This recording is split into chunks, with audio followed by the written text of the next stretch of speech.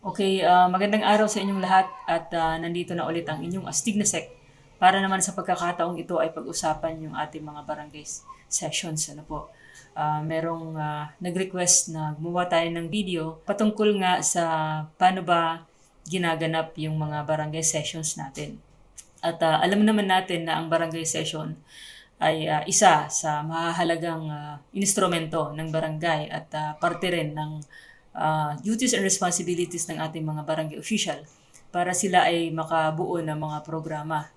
At dito sa session ay dito nila nilalatag yung kanilang mga recommendation, yung kanilang mga referral, at dito rin pinag-uusapan yung mga issues na kailangang i-address ng barangay at madami pang ibang mga usapin na pinag-uusapan sa session na patungkol nga sa administration ng ating barangay. At idinidikta din ng ating local government code na magsagawa nga ng barangay session ang ating barangay council. At ayon nga sa section 52 ng ating local government code ay nakasaad doon na kailangan merong 2 regular session ang barangay council sa isang buwan. At least 2 barangay regular session. Ano po? So sa isang taon ay meron silang 24 barangay sessions. Galing ko sa okay, so minimum requirements 'yon. Ano po? At sa pinakaunang session, halimbawa na lang natapos yung eleksyon at meron ng bagong barangay council, ay mag-i-inaugural session sila. Yun yung tawag doon, inaugural session. Yung first meeting ng barangay council. At doon na nila isiset yung mga schedules ng regular session. Ano po? Merong mga barangay na nagsiset ng schedule. Halimbawa na lang every first Monday or third Monday ng buwan. Meron namang nagsiset ng schedule based doon sa date. Ano, halimbawa na lang every third day or 10th day ng buwan. At sa unang session nga ay siset na din nila yung order of business, ano po, yung step by step sa pagsasagawa nga ng regular session. So, yung regular session ay hindi naman limited sa 2 session, ano po, pwede pang magdagdag ng barangay session sa loob ng isang buwan. Pwede magpatawag si punong barangay ng special session o kung hindi naman ay yung majority ng sangguniang barangay members. Kasi meron kasi mga usapin na hindi na pag-usapan nung nagdaang session at wala ng session para sa buwan na ito at hindi na rin makakapaghintay para sa sunod na session. So, kailangan mag-conduct nga ng special session. Kasi, halimbawa na lang merong mga bagong instruction, bagong mga information dissemination galing sa higher government, may mga bagong batas, mga bagong kautusan na kailangang malaman kaagad at kailangan mapag-usapan kaagad ng barangay council, ay kailangan nga mag-conduct ng special session. Or halimbawa na lang merong mga emergency, ano po, may paparating na kalamidad, ano po, tayo naman ay nagkakandak ng pre-disaster meeting or pre-disaster risk assessment. Isa yon sa mga special session, ano po. At meeting na din ng Barangay Disaster Risk Reduction and Management Council. Okay, so kahit nga meron ng nakaschedule na regular session, kailangan pa rin magpadala ng communication letter yung ating punong barangay na nakalagay doon yung date, yung time at yung venue ng ating gagawing barangay session or yung ating special session.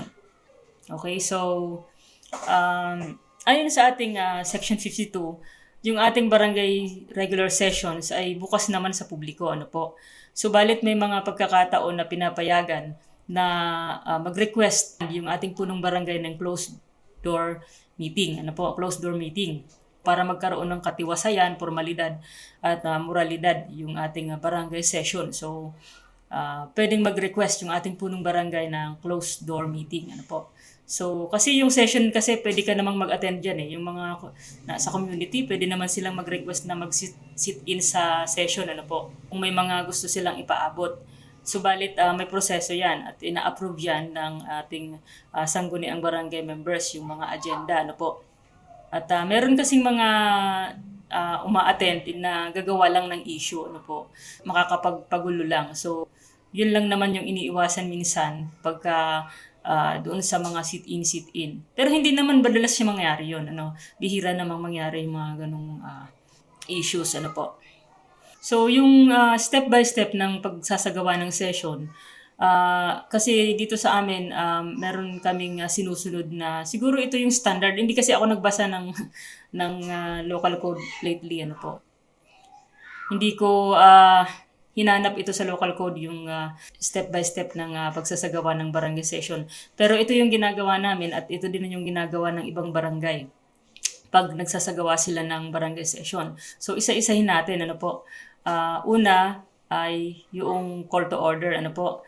Tapos, merong invocation, may singing of national anthem, merong roll call, determination of quorum, at merong reading and consideration of the previous minutes. Ano po. Tapos merong privilege hour, question hour, first reading and referral, committee reports, saka yung calendar of business, yung unfinished business at yung business for today, tapos yung adjournment. So, isa-isahin natin. So, sa pag-uumpisa ng session ay magko-call to order itong ating punong barangay. Kasi yung ating presiding officer ay ang ating punong barangay. Okay?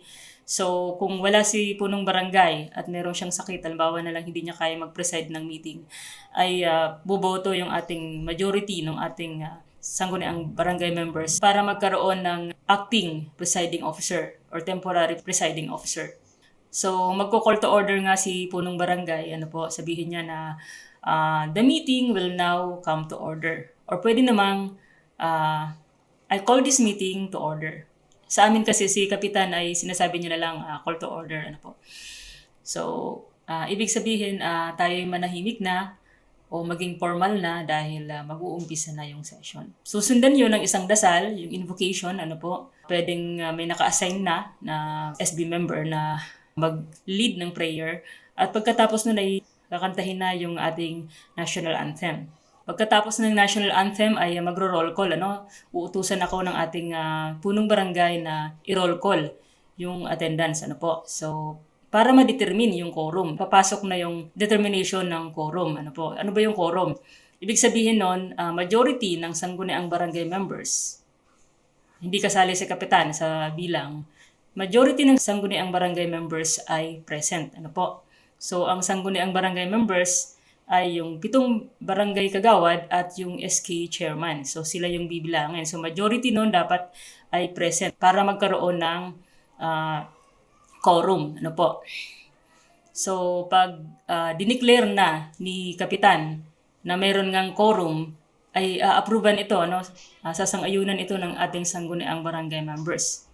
At pagkatapos nun ay ipapabasa na ni Kapitan yung minutes nung previous session. Ano po? So, babasahan natin kung ano yung mga napag-usapan nung nakaraang session. At pagkatapos ng reading ay magkakaroon ng privilege hour kung merong mga sasabihin yung ating mga sangguniang barangay members. Pagkatapos ng privilege hour ay question hour naman kung merong mga invited guests na merong mga katanungan or meron tayong mga katanungan sa ating mga invited guests ay dito ito gaganapin. Ano po? Siya nga pala, kaming dalawa na appointive official, si treasurer at ako bilang barangay secretary. Kami naman ay hindi kami member ng sangguniang barangay. Ano po? Kami ay mga barangay official pero hindi kami member ng sangguniang barangay. Hindi naman kami required na mag-attend ng session. Pero madalas na kami ay iniimbita dahil ako bilang secretary, parte po ng duties and responsibilities ko na talagang mag-minutes ng mga session. So, nandun naman talaga ako palagi. At si treasurer naman ay lagi naman siyang iniimbita kasi pagdating naman talaga sa budget, siya din ang tatanungin. Okay? At siya din ang uutusan. So, kung mayroong mga dinraft na resolution, dinraft na ordinances, ay dito na papasok yung unang reading. Ano? I-refer na nila yung kanilang mga ordinansa o mga programa. Ano po? At pagkakaroon din ng committee reports. So, yung mga komitiba ay ilalatag din nila yung mga accomplishment nila sa committee at yung mga issues nila sa committee. So, susundan na ito ng calendar of business. Dalawang klase yung calendar of business. Yung unfinished business at yung today's business. Ano po? Yung unfinished business, kung meron tayong mga napag-usapan na hindi pa tapos, ongoing at kailangan pang pag-usapan ulit. So, itatakal pa yon bago yung business for today's session. Okay? So, pag nakarating na tayo dun sa business for today's session ay mag-uumpisa na yung deliberation ng kanilang mga usapin, ng kanilang mga agenda para sa araw na ito. So, yung mga agenda natin or yung mga calendar of business natin ay ina-approve yun ng majority ng sangguniang barangay members. So, walang usapin na pag-usapan sa session kung hindi siya approved ng sangguniang barangay members, ng majority ng sangguniang barangay members. At kung mayroong mga others ay ina-approve din ng sangguniang barangay members.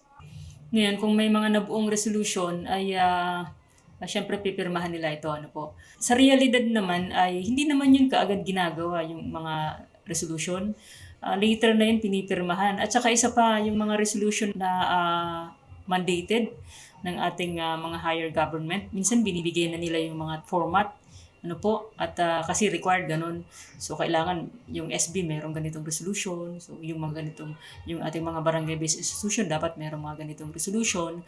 At later on ay itatakal natin yung mga barangay-based institutions. Okay, so, ganun yung resolution. Hindi naman talaga siya, sa actual lang, sa aking experience, ay hindi naman talaga siya ora mismo ginagawa sa session. O kung hindi naman ay initiative ng sangguniang barangay. Pero meron namang mga resolution talaga na initiative ng sangguniang barangay kasi meron silang mga desisyon na kailangan merong resolution. So, meron din naman, pagdating naman sa mga executive order ng ating punong barangay ay karamihan din dyan ay ganun din. Meron ng mga template, na galing sa ating mga agencies. Kasi nga required yung mga BDIs natin. At meron din namang mga executive order yung ating punong barangay na initiative niya, siya na mismo yung nag-initiate na magkaroon ng ganitong executive order or magkaroon ng ganitong mga ordinance sa barangay. Yung ordinance ay part yan ng duties and responsibilities ng ating mga sangguniang barangay members. So, kailangan gumagawa sila ng mga ganyan. Kasi nasa batas yan. Yan yung pinakaunang trabaho nila, gumawa ng mga batas, yung ating sangguniang barangay members. So, pag natapos na talaga ang lahat ng usapin, ay meron ng barangay kagawad na magmo-motion for adjournment, Motion to adjourn the meeting. So, isusulat natin yung oras, kung anong oras na adjourn yung meeting. Merong magse-second the motion. So, yung minutes natin, mahalagang detalye sa minutes natin ay meron din tayong sinusunod na standard, So, sa minutes, dapat nakalagay sa heading yung Republic of the Philippines, province of ganito, municipality of ganito, at yung barangay. Tapos mag-uumpisa ka na magsulat na excerpts from the first regular session of the sangguniang barangay members of this barangay for the month of held on. So ilalagay yung date at yung time at yung venue, So pagkatapos nun ay ilalagay na din lahat yung step by step. Umpisa sa invocation, roll call, reading, privilege hour, question hour, referrals, recommendations, committee reports, yung mga calendar of business, lahat yun ay i-jot down doon sa ating minutes of the meeting. So, ganun lang dinadaos yung regular session ng barangay. So, yun lang. Maraming salamat at good luck po sa lahat ng mga kumakandidatong barangay official.